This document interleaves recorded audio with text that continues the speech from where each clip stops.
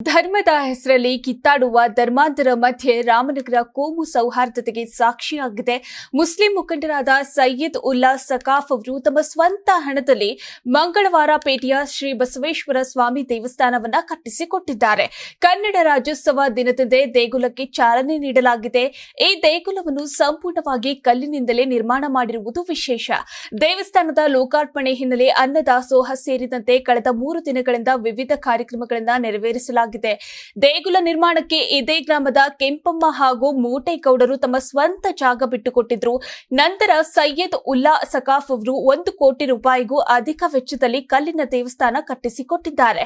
ಲೋಕಾರ್ಪಣೆಗೊಂಡ ದೇವಸ್ಥಾನ ಶಾಂತಿ, ಸೌಹಾರ್ದತೆ ಹಾಗೂ ಭಾವೈಕ್ಯತೆಯ ಸಹಬಾಳ್ವೆ ಸಂದೇಶವನ್ನ ಸಾರುತ್ತಿದೆ.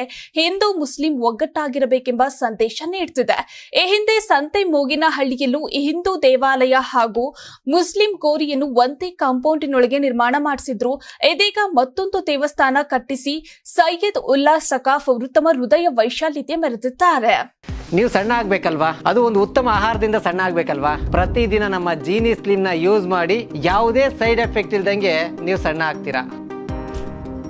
ನಿಮಗೆ ಮಾಧ್ಯಮದಲ್ಲಿ ಕೆಲಸ ಮಾಡುವ ಆಸಕ್ತಿ ಇದೆಯಾ? ಹಾಗಾದ್ರೆ ಕರ್ನಾಟಕ ಟಿವಿ ಡಿಜಿಟಲ್ ಮೀಡಿಯಾದಲ್ಲಿದೆ ನಿಮಗೆ ಒಳ್ಳೆಯ ಅವಕಾಶ. ಆಯ್ಕೆಯಾದವರಿಗೆ ಉಚಿತ ತರಬೇತಿ ಕೊಡ್ತೀವಿ. ತರಬೇತಿ ನಂತರ ಕೆಲಸ ಮಾಡುವ ಅವಕಾಶನೂ ಕೊಡ್ತೀವಿ. ಈ ಕೂಡಲೇ ನಿಮ್ಮ ಮಾಹಿತಿಯನ್ನ ಮೇಲ್ ಮಾಡಿ.